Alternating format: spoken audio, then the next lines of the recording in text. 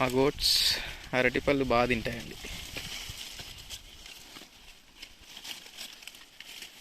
ఇది మా తోట, మిగిలిపోయినవన్నీ తింటాయి ఇలా.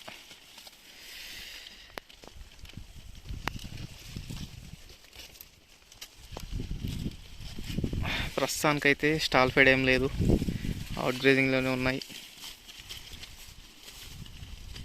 మెల్లిగా కన్వర్ట్ అవుతున్నాయి స్టాల్ ఫీడ్కి, కానీ చాలా కష్టం. టైం టేకింగ్ ప్రాసెస్ స్టాల్ ఫీడ్కి అలవాటు కావాలంటే మినిమం 6 to 7 months టైం పడుతుంది.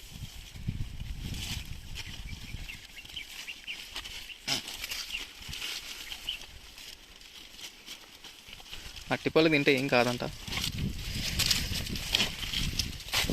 మావైతే చాలా బాగా తింటాయి అరటి చెట్లు, అరటిపళ్ళు.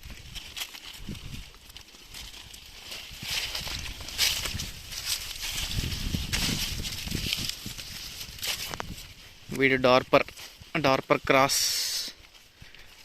చాలా పెద్ద ఉండు. ఇది నారీ సువర్ణ, 2 పిల్లలు ఇస్తారంట చూడండి. ఇవి స్టాల్ ఫైడ్లో ఉండే కానీ మన దగ్గరకు వచ్చినాక అవుట్ గ్రేజింగ్లోనే ఉన్నాయి.